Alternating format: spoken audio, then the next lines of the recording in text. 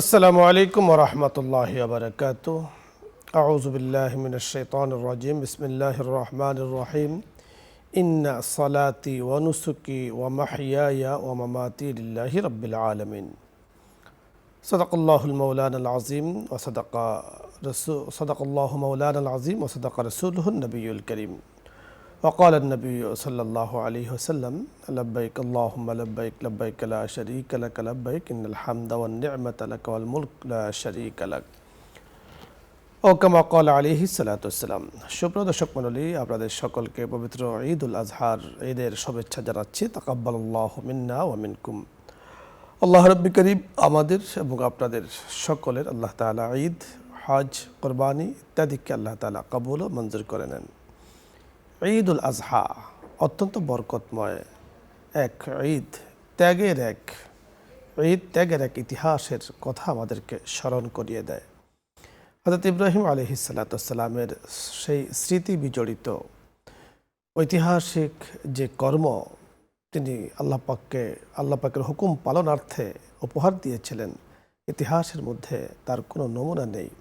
বেমিসাল এক ইতিহাস বিশ্বজাহানের জন্য তিনি উপহার দিয়েছেন। আলহামদুলিল্লাহ, আজকে আমরা পবিত্র কোরবানি করেছি, আল্লাহ পাকের হুকুম পালন করেছি। সময় আছে আরও 2 দিন, অনেকে আগামীকাল বা পরের দিনও করে থাকেন। এই ক্ষেত্রে আল্লাহ তাআলার কাছে আমরা দোয়া করছি আল্লাহ তাআলা যেন আমাদের পবিত্র কোরবানিকে কবুল করে নেন। তবে জরুর শর্ত হলো পরিষ্কার পরিচ্ছন্নতা, পরিবেশ সুরক্ষায় করণীয় সকল কিছু করার। আলহামদুলিল্লাহ, ইতিমধ্যে আমরা দেখেছি সিটি কর্পোরেশন থেকে বা সরকারের পক্ষ থেকে বিভিন্নভাবে শহরকে পরিচ্ছন্ন রাখার যেই চেষ্টা তদবির চলছে এবং দেশে গ্রামে গঞ্জে আলহামদুলিল্লাহ প্রশংসনীয় উদ্যোগ।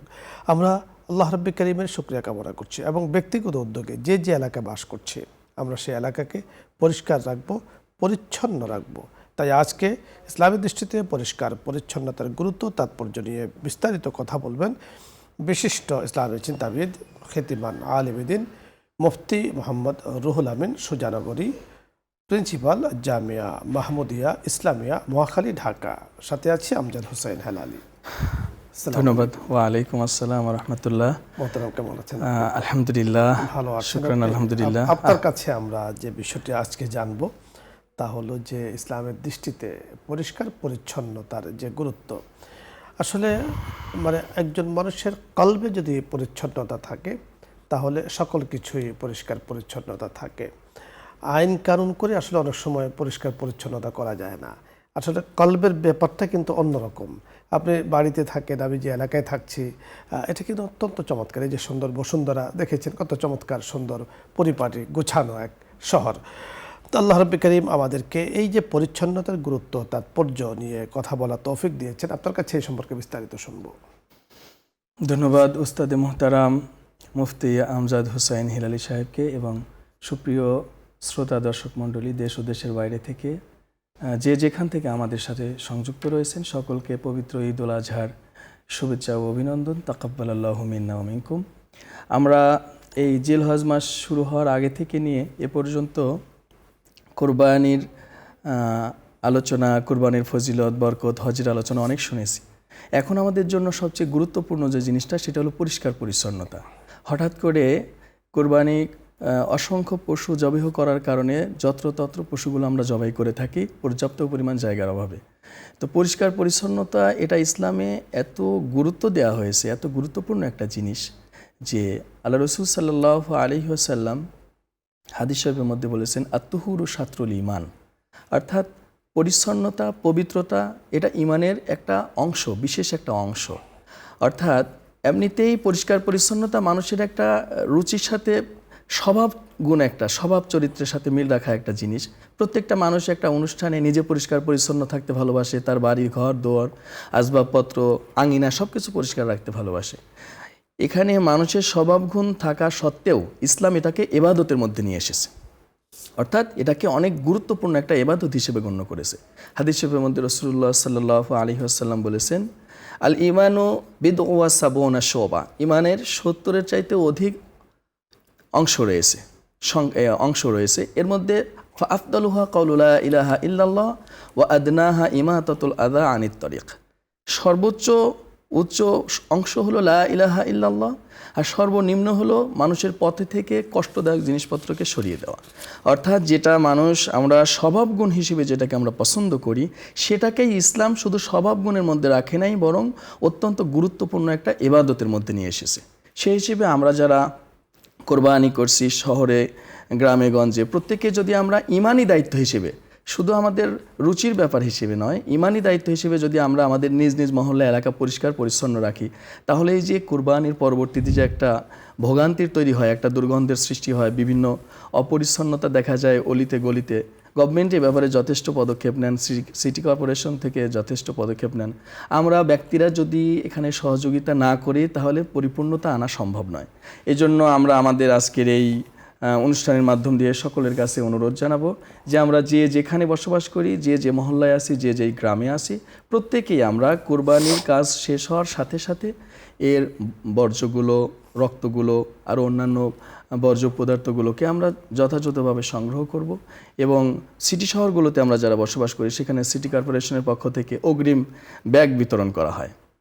শুধু ময়লাগুলো ব্যাগের মধ্যে ভরে রাখতে হবে, সিটি কর্পোরেশনের লোক গাড়ি নিয়ে যাবে, জি জি, ওইগুলোকে ফেলে দিবে। আপনি চমৎকার বলছিলেন। দর্শক মণ্ডলী, আল্লাহ রাব্বি করিম পবিত্র কোরআনে হাকিমে আমাদেরকে একটি ঘোষণা দিয়েছেন।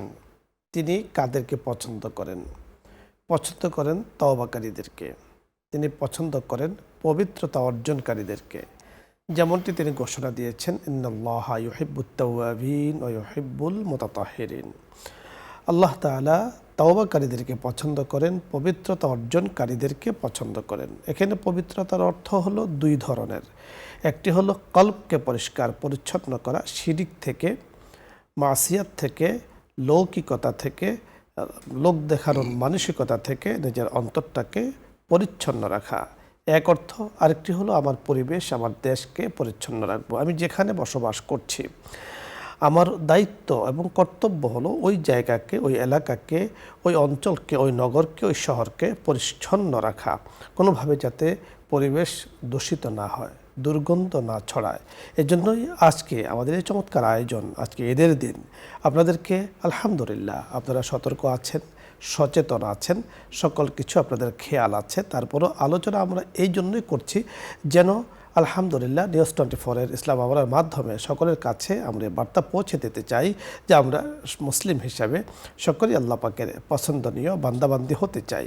আর হওয়ার জন্য প্রয়োজন হলো তওবা করা, হওয়ার জন্য দরকার হলো আমাদের পরিচ্ছন্নতা অর্জন করা। দেখুন, ময়লা, দুর্গন্ধ ইত্যাদি ছড়ায়, এর মাধ্যমে রোগ জীবাণু ছড়ায়। কোরবানির মাকসাদ হলো আল্লাহ পাকের নৈকট্যতা হাসিল করা। এখন আমার কোরবানির কারণে যদি অপরের কষ্ট হয়, অপরের ক্ষতি হয়, তাহলে আমি কিন্তু লাভের থেকে লসের ভাগিদার হয়ে যাব বেশি। এজন্য আমরা যেমনিভাবে কোরবানি দিচ্ছি এবং গোশতগুলোকে আমরা ঘরে বা যেভাবে হোক বিতরণ করছি, এখান থেকে আমরা গোশতকে সরিয়ে ফেলছি। ঠিক গোশতের সাথে সাথে চামড়াকেও আমরা বিভিন্ন জায়গাতে দিচ্ছি বা সরিয়ে ফেলছি। এর সাথে সাথে বর্জ্য, ময়লা, দুর্গন্ধ, রক্ত, শিং, আরও আনুষাঙ্গিক যত কিছু আছে ওই জায়গাটাকে একদম পরিষ্কার, যেমন ছিল কাবলাল কোরবানি ঠিক বাদাল কোরবানি এমন হবে। কোরবানির আগে যে জায়গাটি যেমন ছিল, কোরবানির পরও আমি এমন করার চেষ্টা করব এবং পর্যাপ্ত মেডিসিন ব্যবহার করে, ব্লিচিং পাউডার ব্যবহার করে আমরা সেটাকে পরিচ্ছন্ন রাখব। এর দ্বারা কি হবে, আমি একে তো হলো দেশের খেদমত করলাম, আমার দায়িত্ব আমি পালন করলাম। দ্বিতীয়ত এই কর্মের মাধ্যমে আমি আল্লাহ পাকের সন্তুষ্টি অর্জন করলাম। রাসূল আকরাম সাল্লাল্লাহু আলাইহি সাল্লাম হাদিসের মধ্যে বলে দিয়েছেন যে পবিত্রতার কত গুরুত্ব, কত তাৎপর্য। বলেছেন আত-তুহুরু শাতরুল ঈমান, যে পবিত্রতা হলো ঈমানের অঙ্গ, ঈমানের অংশ। ঈমানের অংশ বলতে আমরা কি বুঝি? যারা ঈমানদার, পরহেজগার, মুত্তাকি, যাদের উপরে কোরবানি ফরজ হয়েছে, তারাই কিন্তু আমরা কোরবানি দিচ্ছি। কোরবানির কাজটি আমরা পালন করছি কেন?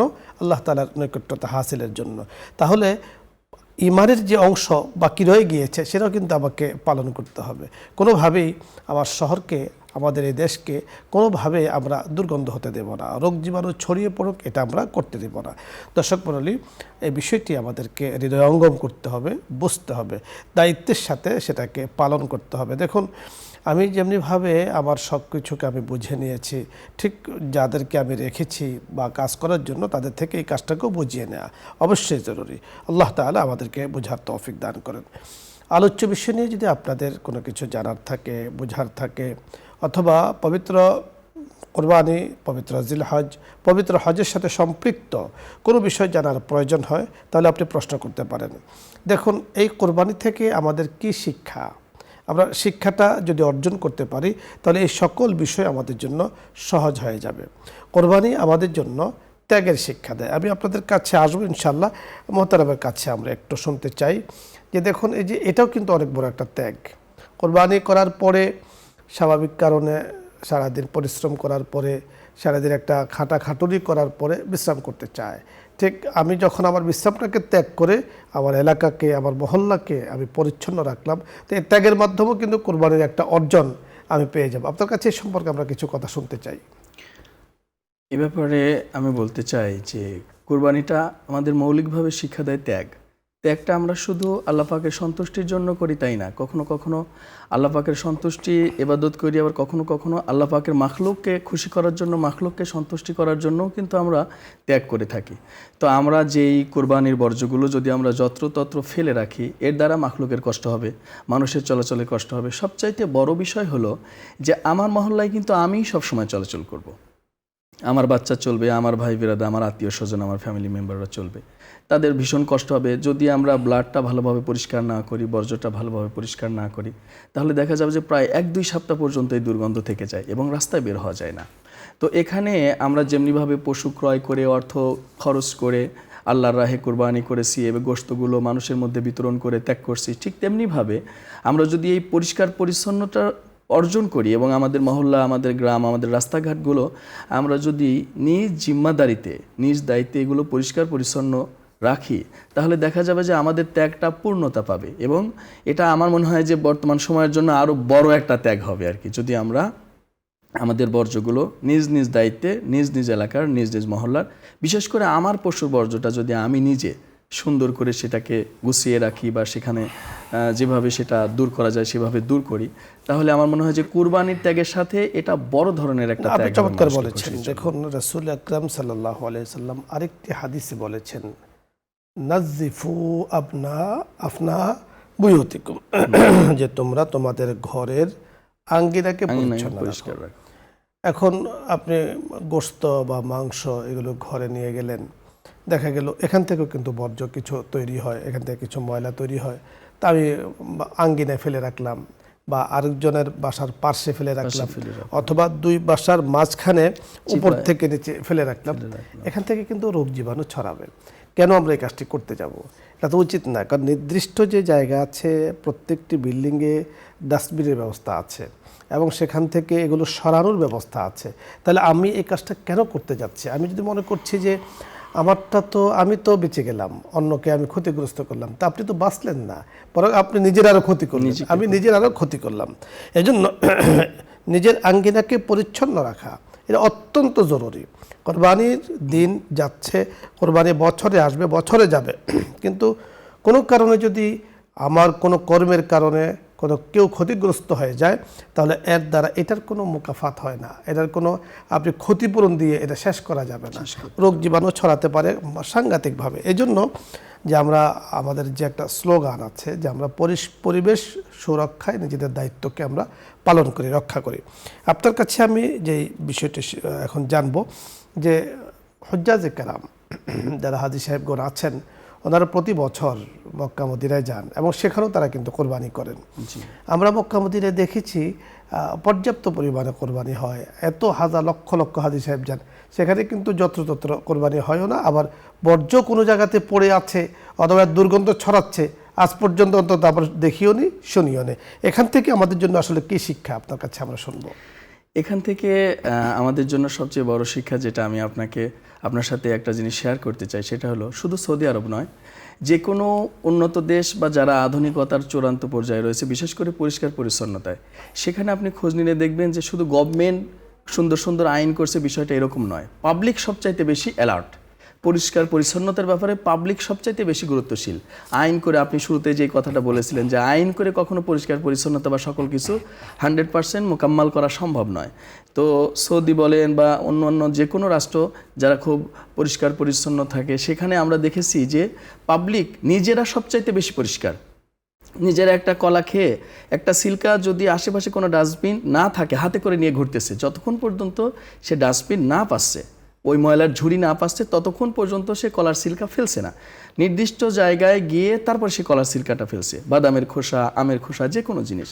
তো সেক্ষেত্রে ওইখানকার গভর্নমেন্টের তো নিয়মকানুন আছেই, পাশাপাশি সবচাইতে বড় যেটা আমি ক্রেডিট দিতে চাই সেটা হলো ওই দেশের জনগণ সবচাইতে বড় অ্যালার্ট। এবং আমার মনে হয় যে আমাদের দেশে আমরাও এই ভূমিকাটা পালন করতে পারি। গভর্নমেন্ট যতটুকু সম্ভব ততটুকু দায়িত্ব পালন করছেন, পাশাপাশি আমরা নিজেরা যদি সিটি কর্পোরেশনের লোক কিন্তু আমাদের মহল্লায় থাকতে আসে না, ওনারা কিন্তু এই দুর্গন্ধ ভোগ করে না, ভোগ করতে হয় আমাদের নিজেরা যদি মনে করি যে কষ্টটা আমাদের দূর করতে হবে, আমাদের এখানে সমস্যাটা আমাদের সমাধান করতে হবে আমাদের, তাহলে কিন্তু অনেক আসান হয়ে যায়। সেই হিসেবে আমি বলবো যে সবচাইতে গুরু দায়িত্ব পালন করতে হবে আমাদের। আপনি যথার্থ বলেছেন, সারা দেশের সব জায়গা তো সিটির অধীনে নয়। জি, আপনি দেখুন গ্রামে গঞ্জে বিভিন্ন জায়গাতে আছে যেগুলো সিটির বাহিরে। তো সেখানে আমরা তাদের জন্য আমরা যে বিষয়টি বলেছেন যে ব্যক্তি যদি তৈরি হয়ে যায়, জি জি, জনগণ যদি তৈরি হয়ে যায়, তাহলে কিন্তু পরিবেশটা অনেক সুন্দর। প্রত্যেকেই নিজস্ব দায়িত্ব তিনি পালন করছেন। একটা কাগজ পড়ে আছেন, একটা কলার সিল্কা পড়ে আছে, একটা কিছু পড়ে আছে, উনি সেখান থেকে নিয়ে ওখানে ফেলছে, যত্রতত্র তারা কিন্তু ময়লা ফেলছে না। ধন্যবাদ আপনাকে। দর্শক মণ্ডলী কানেকশনে আছেন, আমাদের গুরুত্বপূর্ণ আলোচনা শেষ পর্যায়ে। জি, আসসালামু আলাইকুম রাহমাতুল্লাহ। ওয়ালাইকুম সালাম ওয়া রাহমাতুল্লাহি ওয়া বারাকাতুহু। আমি মামুন রেজা বলছি, নওগাঁ থেকে। ঈদ মোবারক। ঈদ মোবারক। আমার চারটি প্রশ্ন। এক নম্বর হলো যে আমরা হলো এক নম্বর হলো তাকবীরে তাসবিহ আমরা ফরজ নামাজের পর কতবার করে পড়ব? আর দুই নম্বর হলো যে আমরা দেখা যায় যে মুসল্লিরা ঈদের সময় সবাই কবর জিয়ারত করি, মানে এই দিনই করি, অন্যান্য দিনে করি না। এটা সুন্নাহসম্মত কিনা, মানে ঈদের দাওয়াত? জি, আমরা বুঝতে পেরেছি। আপনি দ্বিতীয় প্রশ্ন বলুন। নম্বর হলো প্রত্যেক ক্ষেত্রে বরকত অর্জনের জন্য আমরা কি করতে পারবো? জি জি জি, বুঝতে পেরেছি, বরকত অর্জন। ধন্যবাদ মামুন রেজা সাহেব, আপনাকে ধন্যবাদ। আমাদের হাতে সময় যতটুকু আছে আমরা আপনার 3টি প্রশ্নের উত্তর নিয়ে কথা বলার সুযোগ পাবো। আপনি প্রথম প্রশ্ন জানতে চেয়েছেন যে তাকবীরে তাশরিক ফরজ নামাজের পরে কতবার করে পড়া ওয়াজিব? তাকবীরে তাশরিক ফরজ নামাজের পরে একবার পড়া ওয়াজিব। একবার বলা ওয়াজিব, অর্থাৎ একবারই বলতে হবে। আর বেশি বললে ভালো, তবে একবার বলাটা ওয়াজিব। ঈদের সময় দেখা যায় অনেকে কবর জিয়ারত করে, তো অন্য সময় করে না। তো ঈদের সময় করলেও এটা ভালো, অন্য সময় করাটাও আরও ভালো, কোনো সমস্যা নেই। এতে নাজায়েজের কিছু নয়, বরং মনের একটা আবেগ কাজ করছে। সকল কাজে বরকত পাওয়ার জন্য কি করা? সকল কাজে বরকত পাওয়ার সবচাইতে সহজ পদ্ধতি হলো সুন্নত তরিকায় সকল কাজ। আপনি বড় চমৎকার বলছিলেন, সুন্নত তরিকায় জীবন যাপন করা। মোহতারাম, ধন্যবাদ আপনাকে। দর্শক মণ্ডলী, আপনাদের সকলকে আবারও পবিত্র ঈদুল আজহার শুভেচ্ছা জানিয়ে বিদায় নিচ্ছি। আমজাদ হোসেন হেলালি। আল্লাহ রাব্বুল কারীম আমাদেরকে সুন্দর একটি ঈদ দান করেছেন, সুস্থতার নেয়ামত দান করুন, পরিষ্কার পরিচ্ছন্নতার নেয়ামত দান করুন। ভালো থাকুন সকলে। নিউজ 24-এর ইসলাম আমরা প্রোগ্রামের সাথে থাকবেন এই আশাবাদ ব্যক্ত করে বিদায় নিচ্ছি। আসসালামু আলাইকুম ওয়া রাহমাতুল্লাহি ওয়া বারাকাতুহু। দোয়া হচ্ছে, দরুদ ইস্তিগফার পাঠ করি। আল্লাহুম্মা সাল্লি আলা সাইয়্যিদিনা ওয়া নাবিয়্যিনা ওয়া শাফিঈনা ওয়া হাবিবিনা মাওলানা মুহাম্মদ সাল্লাল্লাহু আলাইহি ওয়া সাল্লাম। আস্তাগফিরুল্লাহ। আলহামদুলিল্লাহি রাব্বিল আলামিন। আসসালাতু ওয়াসসালামু আলা সাইয়্যিদিল আমবিয়াই ওয়াল মুরসালিন وعلى آله وأصحابه أجمعين. ربنا ظلمنا أنفسنا وإن لم تغفر لنا وترحمنا لنكونن من الخاسرين. يا الله يا كريم يا رحيم। পবিত্র ঈদুল আজহা মাওলাই করিম আমরা মাওলাই করিম পালন করেছি, নামাজ পড়েছি, পবিত্র কুরবানি আমরা করেছি, আপনি হুকুম করেছেন, যারা করতে পেরেছি তৌফিক দিয়েছেন ইয়া আল্লাহ। অনেক মুসলিমরা নামাজে শরীক হয়েছি। মেহেরবানি করে আমাদের সকলের তামাম ইবাদতগুলো আপনি কবুল ও মঞ্জুর করে নেন। ইয়া করিম ইয়া রহিম, আমাদের মুরব্বীরা যারা কবরবাসী হয়েছেন, কবরে চলে গিয়েছেন, ওগো করিম আমাদেরকে আনন্দ দিয়েছেন, তাদেরকেও কবরে আনন্দ দেওয়ার ব্যবস্থা করে দেন। আমাদের চেয়ারম্যান মহোদয়ের বসুন্ধরা পরিবারের সাথে যুক্ত যারা আছেন, ইয়া আল্লাহ তামাম জাহানের উম্মতে মুসলিমা মুসলমানদের সাথে যারা যুক্ত আছেন, ইয়া আল্লাহ ইমানের সাথে যারা যুক্ত আছেন, কবরে চলে গিয়েছেন, মেহেরবানি করে সকলকে মাফ করে দেন। সকলের কবরগুলোকে জান্নাতের টুকরা বানিয়ে দেন। মাওলাই করিম তাদেরকে খুশি করার ব্যবস্থা করে দেন। জাহান্নামের সাথে যোগাযোগগুলো মেহেরবানি করে আপনি বন্ধ করে দেন। ওগো করিম, আপনার হাবিব উসিলাই মেহেরবানি করে আমাদের দোয়াকে কবুল করে নেন। আপনার হাবিবের শাফাআতের ফয়সালা মেহেরবানি করে আমাদের জন্য ফয়সালা করে দেন। আমিন বিহুরমাতি সাইয়্যিদিল মুরসালিন। আলহামদুলিল্লাহি রাব্বিল আলামিন।